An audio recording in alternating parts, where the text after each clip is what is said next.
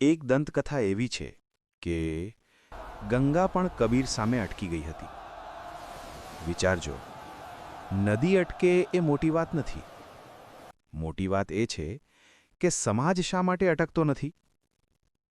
અને કદાચ આ દંતકથા આજના સમયમાં પણ એટલી જ સાચી પડી શકે છે.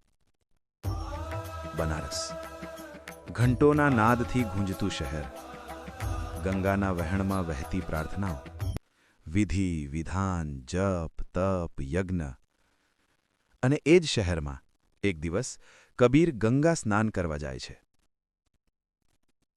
એક વણકર, જુડાહા કુટુંબમાં જન્મેલો, સમાજની નજરે નીચો પણ ચિત્તમાં વિશાળ.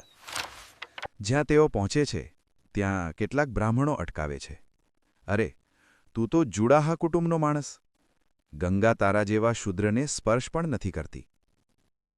તું આ પવિત્ર નદીમાં ઉતરીશ કેવી રીતે? આ શબ્દો ફક્ત કબીરને નહોતા કહેલા. આ શબ્દો સદીઓથી લાખો લોકોને કહેવાયા છે.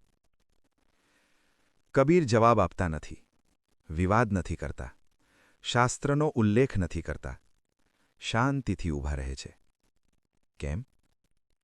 કેમ કે જે સત્ય પર ઊભો હોય એને સાબિત કરવાની જરૂર નથી. કબીર કહે છે, સાચ બરાબર તપ નહીં, झूठ બરાબર પાપ. જાકે હૃદય સાચ હૈ, તાકે હૃદય આપ. સત્ય જેટલું મોટું તપ નથી, અને જેના હૃદયમાં સત્ય છે ત્યાં ઈશ્વર પોતે વસે છે. લોકો કબીર સામે જુએ છે, ગુસ્સો કરે છે. હવે શું થશે? દંતકથા કહે છે, જ્યાં કબીર પગ મૂકે ત્યાં ગંગાના વહેણ અટકી જાય છે, જાણે નદી પોતે જ માર્ગ આપી રહી હોય. પણ વિચારજો, ગંગા ખરેખર અટકી કે સમાજની વિચારધારા તૂટવી જોઈતી હતી? આ ચમત્કાર પાણીનો નહોતો, કબીરના વિચારનો હતો. ગંગાનો અર્થ અહીંયા શું છે? નિત્ય અથવા અવિરતપણે ચાલતો એક પ્રવાહ, પવિત્રતા, સર્વનો સ્વીકાર. અને સમાજ શું કરે છે? જન્મથી જ માણસની પવિત્રતા માપે છે. કબીર ફરી કહે છે, પોથી પઢી પઢી જગ મુઆ, પંડિત ભયા ન કોય, ઢાઈ અખર પ્રેમ કા, પઢે સો પંડિત હોય. શાસ્ત્ર વાંચવાથી કોઈ પંડિત નથી બનતો, પ્રેમનો અર્થ સમજવાથી બને છે. તો પછી પવિત્રતા પુસ્તકોમાં છે કે હૃદયમાં? કબીર કોઈ ધર્મના વિરોધી નહોતા, એ અહંકારના વિરોધી હતા. કબીર કહે છે, જબ મેં થા તબ હરી નહીં, અબ હરી હૈ મેં નાહી. સબ અંધિયારા મિટ ગયા, દીપક દેખા માહી. જ્યાં સુધી હું હતો ત્યાં સુધી ઈશ્વર નહોતા. જ્યારે હું ઓગળ્યો ત્યારે પ્રકાશ થયો. ગંગા અટકવાની વાર્તા એ અહંકાર અટકવાની વાર્તા છે. આજે શું બદલાયું છે? આજે પણ આપણે પૂછીએ છીએ, તમારો ધર્મ શું? તમારી જાત શું? તમારું કુટુંબ શું? પણ કોઈ પૂછતું નથી, તમારું ચિત્ત કેટલું શુદ્ધ છે? કબીર ફરી ચેતવે છે, દુઃખ મેં સુમિરન સબ કરે, સુખ મેં કરે ન કોય. જો સુખ મેં સુમિરન કરે તો દુઃખ કાહે કો હોય. અહીં પણ એ જ છે.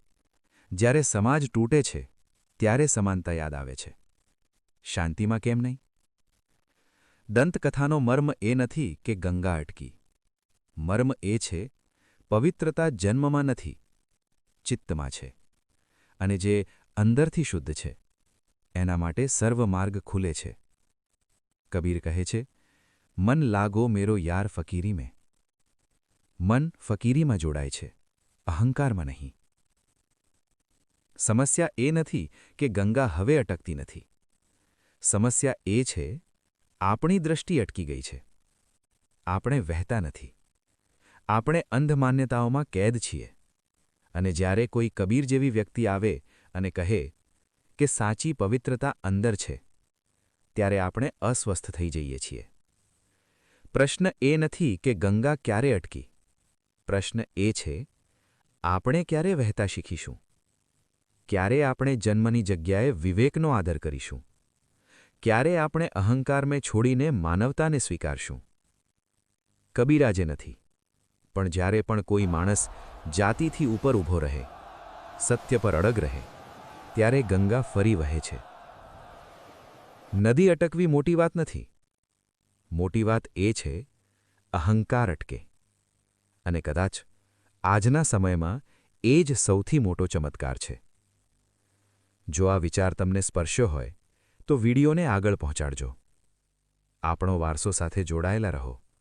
વિચાર, વિવેક, સત્યની શોધ માટે. ધન્યવાદ.